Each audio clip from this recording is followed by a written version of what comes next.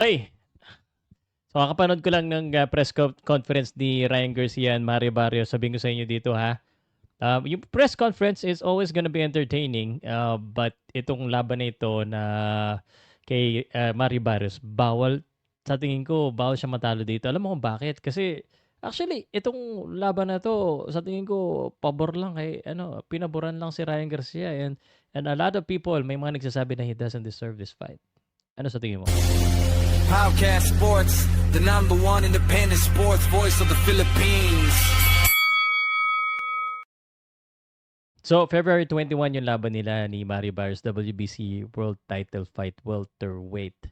So, title fight, galing nga sa talo ito si Ryan Garcia. If you look at this record, ito, talo siya kay Romero, kay Devin Haney, Tank Davis. Kung napapansin nyo dito, papakita ko sa inyo, natatalo siya pag mga high-level opponents. So, sabi ko nga, ito yung chance ni Ryan Garcia. Baka last chance niya na ipakita na nandun siya sa level na yun. Mataas yung yung popularity niya at saka magaling siya mag-hype, pero yung level ng niya, ng boxing niya, hindi at par ng level of marketing niya. Yun ang katotohanan. Kaya sa tingin ko bawal siya matalo dito. Pinabura na siya, biruin mo, no? Galing sa talo, hindi man lang nanalo for 2024, 25, nabigyan mo ng title fight. So, swerte siya dyan. Alam mo, isa pang swerte. Gusto ko lang pakita sa inyo, ha?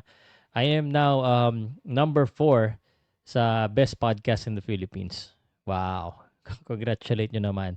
Number 4 yan. So, from FeedSpot, number 4 si Pauka Sports. Anyway, so gusto ko lang sabihin sa inyo that actually medyo duda pa ako dito kay Ryan Garcia, no? Mapahype-hype siya. Minsan di ako maniwala kasi syempre maraming hype si Ryan Garcia. I hope he's that focused. Again, the only concern that I have here is that he never have won yet a high-level fight. No, yung mga kinalaban niya na tinalo niya, mga medyo parang mid-level in a way. Sa akin, palagay po yan. Kaya naman, if he loses this fight, he might not lose his marketability, but it really puts a lot of shades to his skills kung hanggang saan na lang ba siya. I mean, lagi naman, lagi, yung kanyang advantage is speed and his hooks, but other than that, if you're fighting in the highest level, kailangan mataas. Although, again, isasabi ko pa ulit-ulit, itong Mario Barrios, medyo hindi rin maganda yung dalawang huling laban niya, but at least, he was able to hang in there.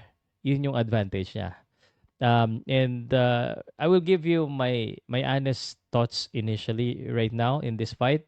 Pero bago ko sabihin yan, speaking of thoughts, bukas or Saturday, January 23 or 24, Manila, ito po yung Callum Walsh tsaka Ocampo fight, Sufa Boxing 01. I'll be doing a commentary.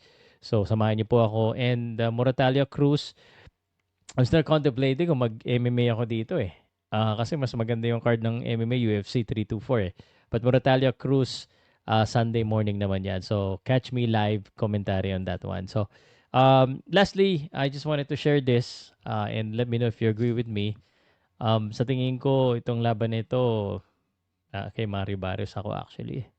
I want Ryan Garcia to win because mas feeling ko pag si Ryan Garcia ang nanalo, pwede niyang kalabanin si Manny Pacquiao. Parang big fight na naman, big marketable fight. Especially may connection and Ryan Garcia wanted to fight Manny Pacquiao for a while now as well. So, pero sa tingin ko, Mario Barrios, mas malaki si Mario Barrios. He could still hang in there and get another draw. So, unless sana manakaut ni Ryan Garcia, pero I doubt it. Sa tingin ko, Mario Barrios. Kaya sa tingin niyo guys, sino lamado, sino ang bet niyong mananalo dito sa laban na ito sa February 21?